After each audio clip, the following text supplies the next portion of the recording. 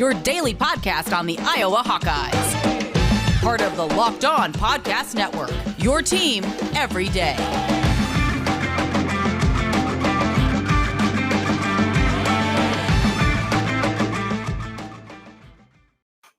Welcome back, Hawkeye Nation, to another episode of the Locked On Hawkeyes podcast, your daily podcast covering your Iowa Hawkeyes on the Locked On Sports Network. As always, I am your host, Andrew Wade, and on today's show, we are breaking down Kirk Ferentz's media conference yesterday. He shed some light on the offensive line, shed some light on what to expect from this Iowa football team, and also what he's preparing for Indiana. We also heard from Gary Barta. Not a lot he said, but we do want to talk a little bit about it. And then finally, NFL cuts were yesterday. 3, not 1, not 2, 3 Iowa Hawkeye undrafted free agents made a 53-man roster. We're going to talk all about that and which undrafted free agents might still stick on the practice squad. There's always an opportunity there. So we're going to be talking about all of that on the show today. And just a reminder that the NFL season is about to begin, and nobody covers it like the Locked On Podcast Network. August 30th through September 8th, Locked On's Ultimate Season Preview is taking you through every team and every division with the help of Odyssey's Ross Tucker and Jason Lockenfora. Follow the Ultimate Season Preview 2021 feed on the Odyssey app or wherever you get your podcast to tune in beginning August 30th. That is a couple days. That was 2 days ago, so you are ready to listen to it if you want. Whatever team you want to follow, they're covering literally all of it. So let's get into it. Kirk Ferentz spoke to the media. Gary Barta spoke to the media, and we learned about some Iowa football players who have found a home in the NFL. Let's kick it off with the Gary Barta press conference because Kirk Ferentz's was a bit more revealing, I guess you could say. So Gary Barta mentioned a little bit about the Alliance. And I know the Alliance has been something we've talked about quite a bit on this show. And also just a reminder that if you haven't listened to us on YouTube, definitely check it out. Give me some feedback. Let me know what your thoughts are if you are listening to the audio form of this. If you are here on the YouTube channel, welcome. You are one of the first ever listeners on the YouTube channel, so really appreciate that. But Gary Barta talked a little bit about the Alliance. I think he revealed a few things, specifically about the Alliance and also about potential scheduling down the road.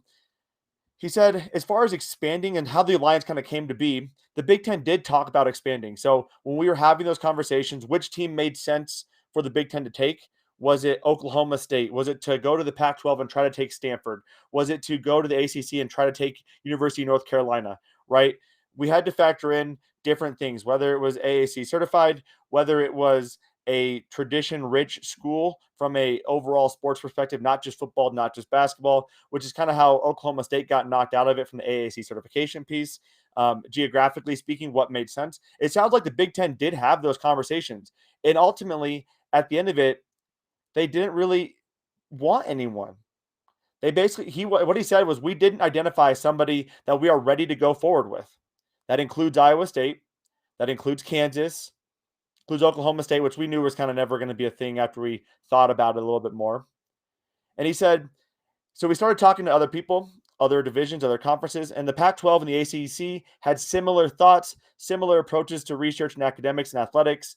So we came up with the Alliance concept. So to me, that actually makes sense. To me, I don't think the Alliance really, there was a lot of fluff, no substance. We all know that. If you heard me talk about it a couple of weeks ago, there really wasn't much to it other than, hey, cool, we're together. But to me, the way I kind of reasoned it was we have a potential engagement, but we haven't even started dating yet. That was how I looked at it essentially. But at least this gives me hope knowing that they had some conversations. And the reason why they even moved over to the Alliance concept was because they did feel like these were 3 conferences that really could align, Alliance, could really align with values and whatnot. And also almost have an alliance of, we're not going to steal each other's teams. We're going to let the Big 12 kind of die. Now, the Big 12, seeing where they are in this spot, seeing the Alliance, seeing the SEC, they have to go out and get some teams. So it'll be interesting to see what they do from a team perspective. I think regardless of what they do, the Big 12 is slowly going to create basically a middle group between the Power 5 and the Group of 5, basically being a Power 4, the Big 12, and then a Group of 5. So it'll be interesting to see what happens. He also mentioned scheduling. He said one of the pieces of that is scheduling. We haven't dug in and gotten after scheduling, but we will honor our current contracts. He said Iowa State, we have a contract with them through 2025. That's just factual. The principle that we've talked about is that this would not preclude us from playing other conferences. So that's a principle that we've discussed. And what that means is they theoretically could keep playing the Big 12. Now, do they? I don't know.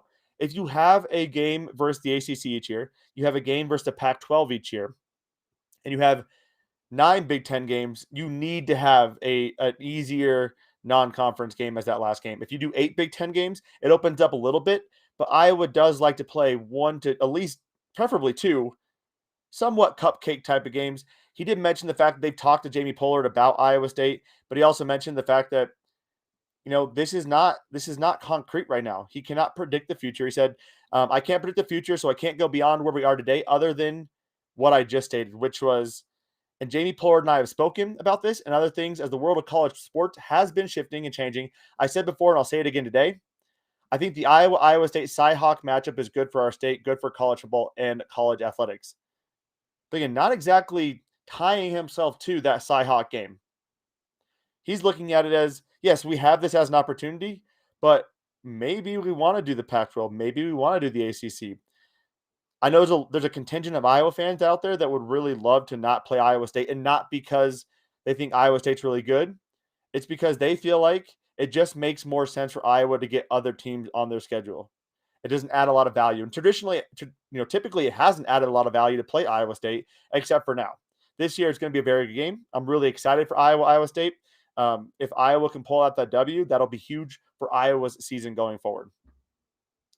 He also mentioned, as far as scheduling, that it's kind of intriguing what the Pac-12 and ACC are doing, because they do have different schedule concepts. The ACC plays 8, the Big Ten plays 9, the Pac-12 plays 9. They have to figure out how that's going to work out. They have to figure out home games. Iowa needs to have 7 home games. So if you have 8 conference games, you're likely going to have 4 home games. And then out of your remaining, 4 games, you need to have 3 of the 4 of those. So that's going to get really interesting as far as how they could schedule the Pac-12 and the ACC. I think that might move to the fact that they would have to have either 2. If they play the Pac-12 and the ACC, they would need to have one of those being a home and away. So home of Pac-12, away versus ACC, and then 2 cupcakes, which doesn't really leave a lot of room for Iowa State. Now, they could do a concept where they play an alternating schedule of Pac-12 ACC, which is going to take 20-something years to get through that entire roster of teams, but still could be a lot of fun as well. So lots of options here, lots of exciting stuff, and we're going to be breaking all that down as we get more information. Again, Gary Barta, I'm not a huge fan of Gary Barta, but he did give us a little bit of information, and we have to obviously break that down here. Kirk Ferentz is coming up on segment 2. We're going to talk about what he said at Media Day and what we learned about the Iowa Hawkeyes come this Saturday as they take on Indiana. Should be a ton of fun. I'm looking forward to it. Just 72 hours away from college football. I can feel it already. And it is that time of year again, and all eyes are now turning to football as teams are back on the gridiron to start the football season. As always, BetOnlineag is your number one spot for all the pro and college football action this season. Get all the updated odds, props, and contests, including online's biggest $500,000 NFL contest and the world's largest $200,000 NFL Survivor contest, open now at BetOnlineag.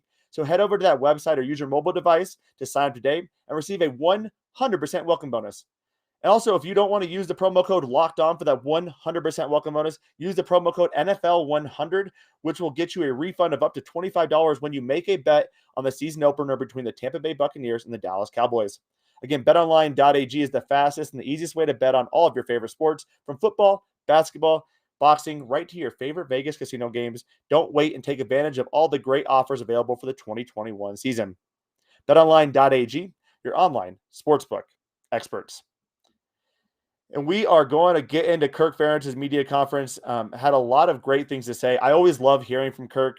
Just a phenomenal speaker, and the way he talks is just makes sense. And a couple things. So first off, he mentioned the captains this week: Tyler Linderbaum, Matt Hankins, Jack Kerner, and Spencer Petrus. The only one I want to bring up there is Spencer Petrus.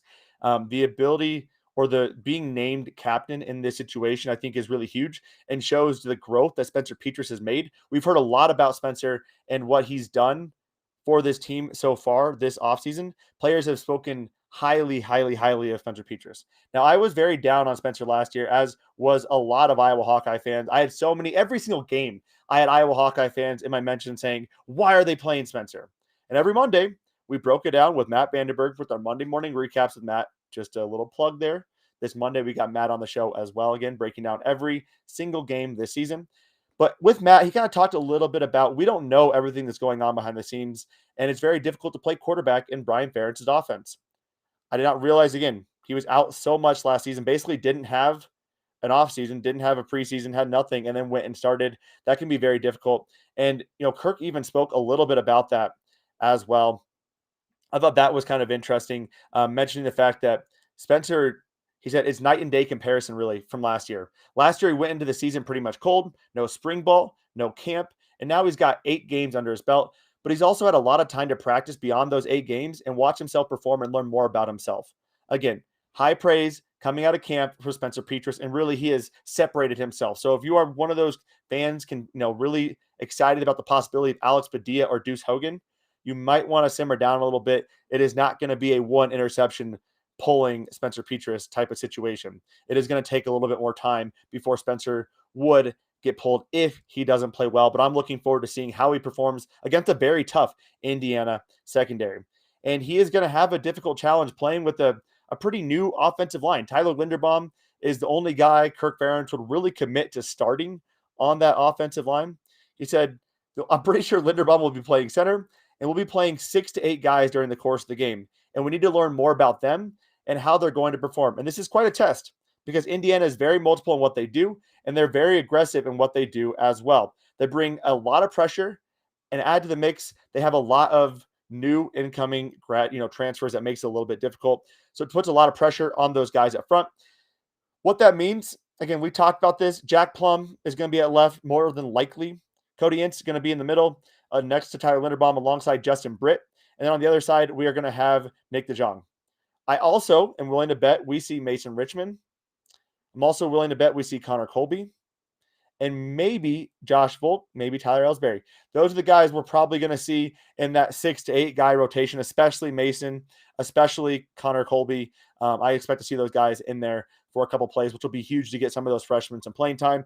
And I think the big thing I can take away from this is this could change literally week to week. We saw it happen last year. Coy Cronk just couldn't recover very well from injury, and Iowa changed it up. They had Mark Kallenberger in there, Jack Plum. I mean, things change as the season progresses, so expect that to be a storyline as we continue going forward. He also mentioned Indiana's defense, extremely aggressive, very, very aggressive, very attacking, had done a great job with the turnovers, takeaway margin, and also the penalties, which makes sense. I mean, what we saw last year from Indiana, they put a lot of pressure on quarterbacks. They had a very big ball hawking secondary, only losing one guy, and that secondary averaged 2.1 interceptions per game last year. So that's going to be huge. And he even mentioned this as well. One of the keys to this game is playing clean football. So we have to play clean football. They do such a good job of taking the ball away. We cannot make mistakes. He said, we have an idea of at least of what they'll do. You never know quite what they'll do, though. Then we have the unknowns in terms of personnel. Ours, as they look at us, is probably more young guys they don't know a lot about, which is good for Iowa because Indiana doesn't know what to expect. And then he said, one of the things that comes to mind when playing Indiana is that we have to play clean. And that's true. Anytime you watch an early season football game, you consider the turnover takeaway margin. This Indiana team was so good last year, and that is what Kirk Ferentz had to say. And Iowa does struggle a little bit in the first couple games, as do a lot of teams. That's why playing this conference game, the first game of the season, is not ideal if they lose. If they win, fantastic. They win, they get a big-time game under the belt. They get Iowa State, and then they have a nice little 2-game stretch where they can kind of get ready for the bulk of their schedule. But they have to play clean. Spencer Petrus has to play a clean game. No fumbles from Tyler Goodson or Ivory Kelly Martin or any of the young guys, Gavin LaShawn playing running back. This has to be a clean game for Iowa to win this game. Also, I don't want to make a huge storyline out of this, but the vaccination rate is up over 90%, it sounds like. This is huge, especially given the news that teams would have to forfeit if they were not able to play due to COVID. So having a high vaccination rate, considering the fact that Iowa was so low not too long ago, is a very big revelation for this Iowa football team. Obviously, I'm not going to get into the politics of it or what people should or shouldn't do, but from a purely competitive standpoint, this does help the Iowa Hawkeye football squad because there are rules and there are different stipulations, whether you have the vaccine or not, for what you can do day in and day out on the college football field. He also had mentioned 2 other things about 2 offensive positions. Wide receiver, it was asked whether Arlen and Keegan were going to make it into the game, and he said definitely. I don't know if we've got 5 or 6 in our rotation, but they're definitely in it. Well, it's Tyrone, It's Nico at 2. It's Charlie at 3. It's Keegan at 4, which means Arlen is number 5. Arlen is 5th wide receiver in that rotation. He also mentioned Jackson Ritter as a guy who was entered into that conversation as well. Some of you might be saying, well, are we really going to see 5 wide? It kind of depends on the plays. Kind of depends on the play call. Kind of depends on the scheme. Kind of depends on the situation. We've seen in big-time moments 3 years ago, Max Cooper getting in the game when Iowa did have a lot of depth. So they are going to be playing that amount of people. I've even mentioned it. I think Arlen Bruce is going to get a couple touches. I think they're going to get the ball to Keegan. You want to get those guys some experience early because those are going to be big-time playmakers later on. They kind of remind me a little bit, and I've made several parallels to previous teams. Looking at Connor Colby and Mason Richmond, I've compared to Alaric Jackson and Tristan Wirfs, just from a purely freshman tackle type of perspective, being able to play a long time. From a wide receiver perspective, Brandon Smith and Amir Smith-Marset. Enter Keegan Johnson, Arlen Bruce. Arlen Bruce, maybe not as much speed, but very dynamic in a lot of different facets of the game. Keegan Johnson, a big-time receiver, can really use his body, similar to Brandon Smith. So I expect to see these guys, just like we did when Brandon and Amir were freshmen, I expect to see them in the game getting some playing time. And then at that tight end position, we all know Iowa is tight end U. We all know Sam Laporta is the number 1 guy in the tight end position. But did you know that Luke Lachey is number 2? That is huge. Luke Lachey sounds like he's a young guy, second year is what Kirk said, but he's done a good job. Steady out there, just keeps working, has done a good job. He's definitely different than Sam, different kind of player, but he's done a quality job. But he basically confirmed Luke is, without a doubt, the number 2 tight end on this roster. And remember, we have Elijah Yelverton and Josiah Myman behind him as well. This tight end depth is pretty good. If Sam does go to the NFL, I'm not concerned about tight end depth because we have several guys who will get some playing time throughout the season, including Luke. Now, if Sam does return, this tight end position will be one of the best in the country next year with Sam, Luke, and Elijah, who had 30-something offers. So really excited about that. Love talking to Iowa football, and we are almost 72 hours away from the first game. It is going to be an absolute blast. I cannot wait for that. Coming up on segment 3, we're going to talk about the NFL. There were some cuts that were made, some surprises that people made the rosters, some surprises of people who didn't make the rosters. We're breaking all of that down right here on the Locked On Hawkeyes podcast. I do want to tell you, though, about Built Bar. Built Bar is the best tasting protein bar on the market today. It is the protein bar that tastes just like a candy bar. I have one right next to me. I'm going to eat it right after the show I'm recording this in the morning. I didn't have a chance to record it last night. I'm going to eat one right after this. Built Bar, though, comes in 9 delicious flavors plus the occasional limited time flavor. They got sweet, they got salty, they got fruity. Whatever you want, Built Bar has it. And not only are these bars incredibly delicious, they're also nutritious as well. Between 17 and 18 grams of protein, 130 to 180 calories, 4 to 5 grams of sugar, and only 4 to 5 grams of net carbs. Again, 9 amazing flavors, all tasty, all healthy. Built Bar is where it's at today. And right now, you can get your hands on a Built Bar. Go to BuiltBar.com and use the promo code LOCKED15. That's LOCKED15, and you'll get 15% off your first order. Use the promo code LOCKED15 for 15% off at BuiltBar.com. All right, y'all, and we are back. We are here. Segment 3, last segment of the Locked On Hawkeyes podcast. Again, now streaming on YouTube and all podcast platforms everywhere for free. That's right. There is no subscription. There is no paywall. Y'all get it all for free all the time. I'm doing this out of the love for the game and the love for the Iowa Hawkeyes. And I want to talk about the NFL. A lot of guys from last year's Iowa Hawkeye squad trying to make a roster. We knew Nick Niemann was going to make a roster. We knew Chauncey Golson was going to make a roster. We knew Davian Nixon was going to make the roster, right? We knew all these things were going to happen. And we knew Amir Smith-Marset was going to make the roster as well. We assumed at least. But there were a lot of undrafted free agents who were trying to get an opportunity. Mekhi Sargent, Jack Heflin, Alaric Jackson, Coy Cronk, Barrington Wade, Sean Beyer, Cole Banwart. Typically, teams don't have a lot of UDFAs make a roster. Honestly, it's kind of surprising for UDFAs to make a roster. The Denver Broncos, you can see in the background, I got a Broncos. I'm a huge Broncos fan. They have had at least one UDFA make the roster every single year for 17 out of the 18 years. It's not every single year, 17 out of the 18. If every team was like the Denver Broncos, and they are not, that would equate to 32 UDFAs every single year that make a roster. That's a rough estimate, right? Could be more, could be less. Iowa has three of those 32, nearly, what's the math there? 10%? 10%. Nearly 10% of the UDFAs that made a roster are Iowa Hawkeyes. That speaks volumes to how well these Iowa Hawkeyes show up in camp, how well they're able to get in and make a difference and make an impact quickly, and also how undervalued Iowa was out of the season. So let's get into who made it. Mekhi Sargent, probably the biggest surprise here. Actually, no, you know what?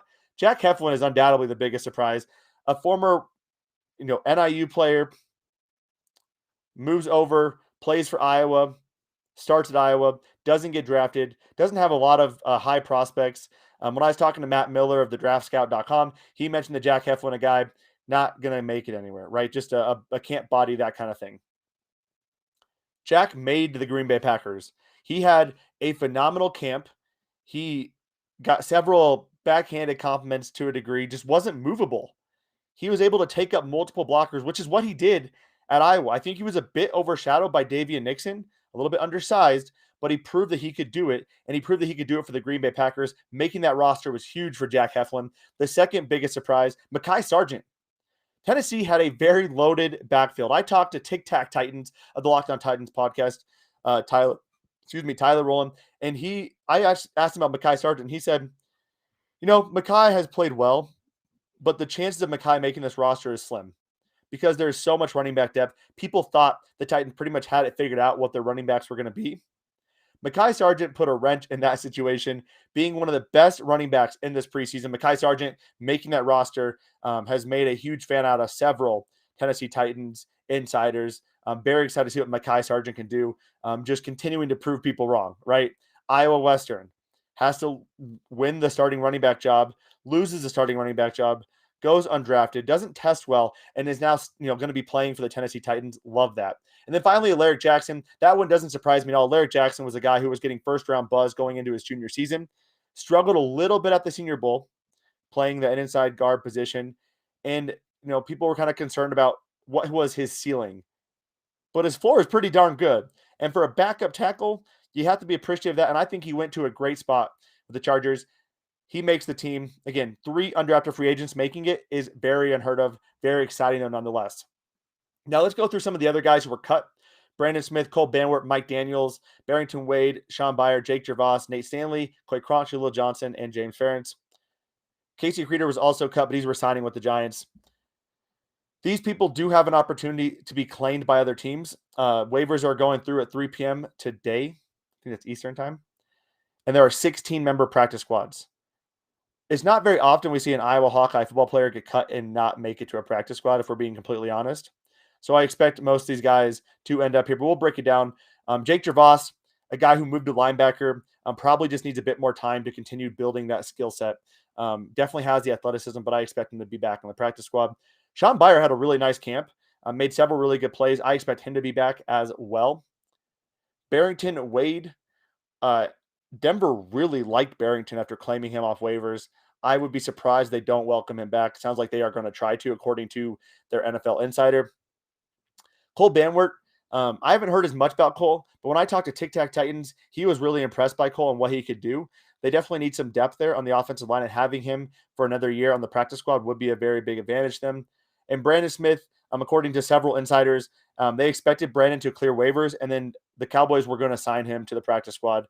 The Cowboys have so many wide receivers, but Brandon Smith is a big-time guy who can make big-time plays. I just think he's in a bad situation with how much depth they have at the exact type of position that Brandon plays, the wide receiver spot. Nate Stanley is going to be interesting. He was waived with an injury designation, struggled a little bit in camp, not getting as much playing time due to being out with COVID. I think he could make it, but we'll see. Clay Cronch, I don't expect to land on a roster after this. Again, hasn't really been the same since the ankle injury at Indiana. Mike Daniels and Julio Johnson, both veterans. There's a chance they don't sign for a couple weeks simply because veterans are guaranteed their salary if they are on the roster to start the season. So people are probably going to wait till after week 1. So we'll see there. But Julio Johnson was a pretty big surprise. Everywhere across Twitter and across our Texans insiders, they were surprised to see Julio Johnson not make the team after having 7 tackles, 2 quarterback hits, 1 pressure, and 3 fumble recoveries in 3 games. And then James Ferentz, the Patriots, they have a love-hate relationship, really. He gets claimed, he gets released, he signs for a couple weeks. Who knows? But unless there's injuries, I don't imagine James Ferentz is going back to the New England Patriots, but has been pretty much an on and again, off again relationship with New England for quite some time. So that's what you have. We have 35 guys in the active rosters. That obviously could be changing as teams claim people, as teams trade for people. Other people are getting cut. So the rosters are not set right now. They are in flux a little bit, but nevertheless, always exciting to see a guy like Mackay and Jack and Eric make those teams. Always exciting for them. That does do it for our show today. Hope you enjoyed our second YouTube episode ever. If you're listening to this in audio form, make sure to check out our YouTube if you want to see me and see my beautiful mug and see my in progress office. You can see above on the ceiling. I'm still working on getting some shiplap in there, but that will come in time. If you do want to bet on a team other than your favorite team, betting doesn't have to be a guessing game. If you listen to the new Locked On Bets podcast hosted by your boy Q and handicapping expert Lee Sterling. Get daily picks, blowout specials, wrong team favorite picks, and Lee Sterling's lock of the day. Follow the Locked On Bets podcast brought to you by BetOnlineag, wherever you get your podcast at. And that will do it for our show today. Make sure to tune in tomorrow. We have Ben Stevens, formerly known as Big Ten Ben Stevens of Locked On Big Ten. He is joining the show. We are going to be breaking down some lines I put together, and we're going to be talking all about that, having a good discussion. So you'll want to make sure you tune into that to see his lovely mug as well, or listen to us wherever you get your podcast at. Make sure if you did like the show, if you like the YouTube, give us that, thumbs up button or hit that 5-star review and give us, your thoughts, your feedback, whatever. And follow us on Facebook, Twitter, and Instagram. As always, Hawkeye Nation, I appreciate you tuning in. I appreciate your love and your listenership. Have a phenomenal Wednesday, and let's go Hawks.